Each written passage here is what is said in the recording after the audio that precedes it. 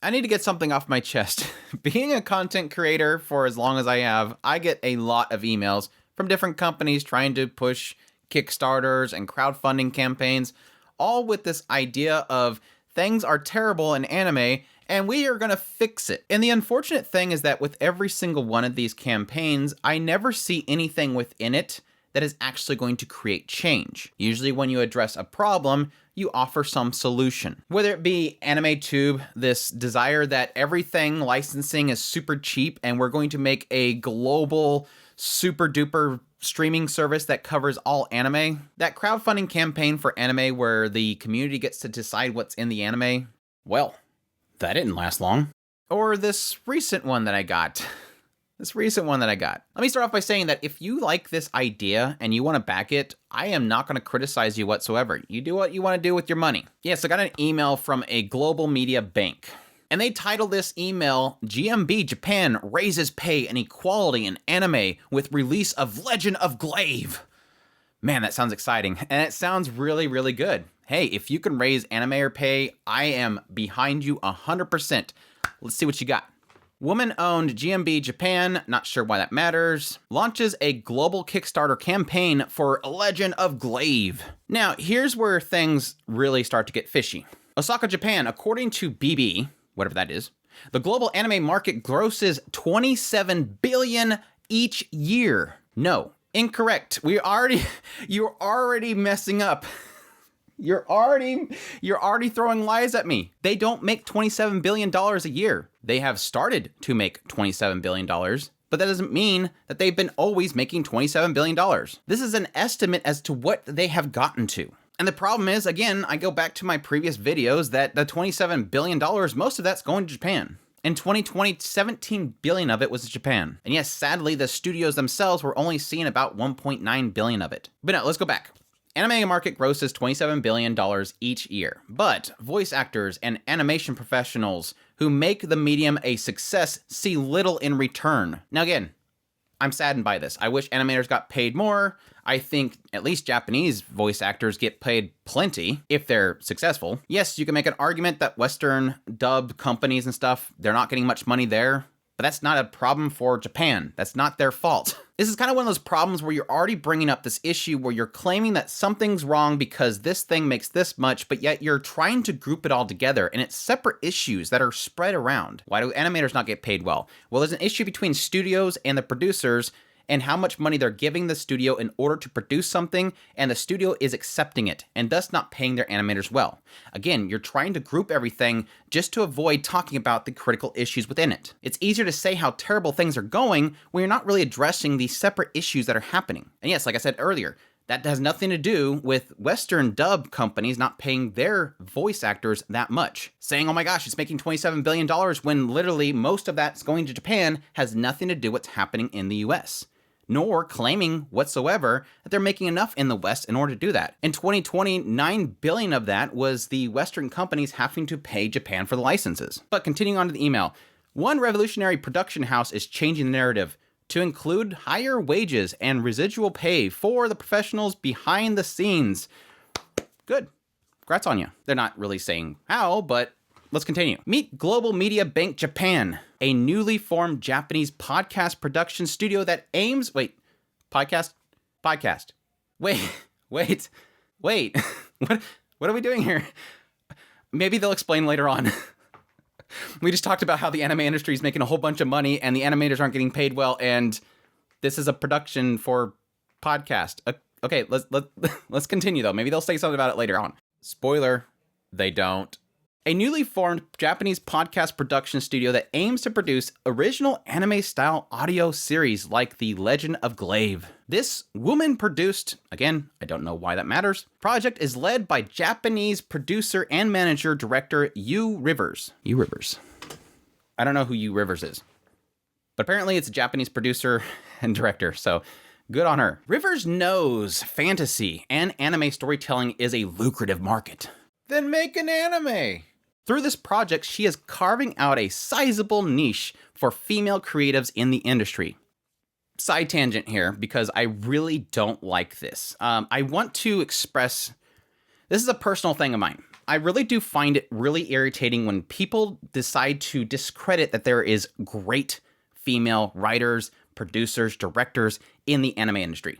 It's almost as if they want to act as if they don't exist, so they can show that the Japanese anime industry is terrible. Where's Mario Kata, Naoko Yamada, Reiko Yoshida, Toko Machida, Rie Matsumoto, Sayo Yamamoto? And then there's all the amazing writers out there that literally, if you look at my anime list and look at the top rated shows, most of them are written by women. Asato Asato, Adachi Toka, which I absolutely love them. Yoshitoki Oima, Rumiko Takahashi, Hiromu Arakawa, Natsuki Takaya. And then there's Clamp. Like, literally, Clamp is nothing but females. Again, I really don't like that people like to act as if there's no female directors and script writers and series composition writers that are absolutely making the best anime out there. Again, look at Mao and see how many females are behind the top-rated anime ever.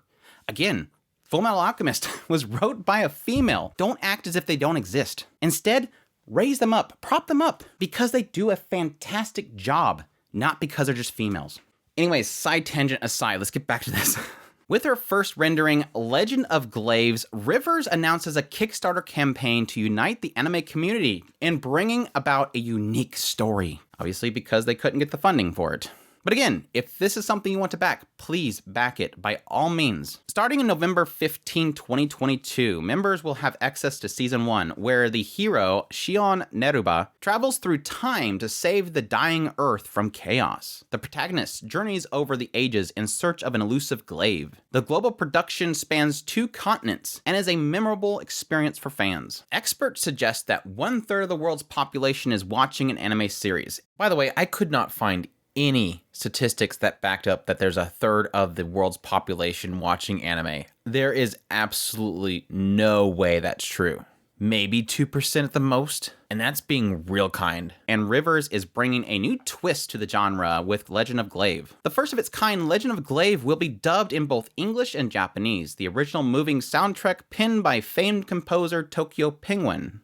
Who's Tokyo Penguin? Mixed with the seasoned voices creates a sensational story that includes drama, action, and fantasy elements. Each 20-minute episode is sure to please anime fans and newbies.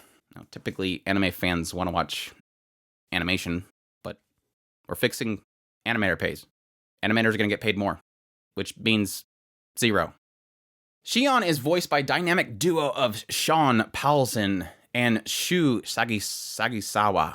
Who are... Don't see Sean Paulson. Shu Sagisawa. Okay, they're new, I guess. Together, their talented voices bring the trials of Shion to life in both languages. Riona Cruz and Yuri Takashima. Don't see anything. So apparently they're new too. Voice the lead of female character Yuna Kawakami, who travels to the future after the death of her parents. Other notable voices include Ali, I'm not even gonna, based on Edmonton, and Kiyoshi Katsunuma, who plays Shion's master. Audiences are treated to the cast of rich cadences under the direction of award-winning voice actor Mike Kiporkin. Oh wow, actually something came up. Oh my gosh, I got a search result. All right, so we finally got somebody that got a hit on Google. Good. For more information, contact Kevin Rivers. So yeah, there you go. Yeah, so that's the email. That's the press release for y'all. Again, if you want to back it, please do so. Again, my biggest issue that comes from this really is it's saying there's an issue. It's saying that the anime market is making so much money, and then in the end, this is supposed to be a podcast voice drama. And again, that has nothing to do with animators getting paid better. I don't see anything necessarily on their Kickstarter claiming they're going to be doing an animation. It looks like so far for the Kickstarter, they're looking to make 12 episodes, and I think it's $25,000 per episode. Their initial goal is to make 5,000, which again, in my mind, isn't really enough to pay everybody, but maybe they have other means of making money outside of the Kickstarter campaign, because again, $5,000 doesn't seem like much to go to directors, ADRs, The producer goes to the voice actor themselves, the staff that will be recording it. But again, they could be getting funding elsewhere. Again, the other issue here is that this doesn't seem like it's anything to do with anime itself. It just seems like it's anime inspired, if anything. It seems like their primary focus is to produce a English version of the podcast and then later on dub it into Japanese to distribute it in Japan. So it does seem like it's a very Western developed and produced project that will then be adapted into Japan, which again, nothing wrong with that. It's more in the realm of something like, Airbender or Castlevania, something like that, where it's trying to grab the anime audience with this perspective that, oh, it's totally anime, and it's not in the perspective of most people that enjoy anime. Most people that enjoy anime, they want stuff that is written in Japan, produced in Japan, directed by people in Japan, and voiced by people in Japan. It's just, that's the flavor you're getting, and not necessarily looking to have something that is wrote, produced, and developed in the West. It's, again, goes into the realm of something that is trying to mimic an anime. By the way, like I said before, if this is something you want to back, please do so. Again, it's Legend of Glaive, it's on Kickstarter, but at the same time, I'm more frustrated in this idea that it is trying to paint this picture of a problem in Japan without really producing an example of fixing it. And I think it's really disrespectful to the issue at hand. The idea of a group going, hey guys, let's make a podcast. You know how we can sell it?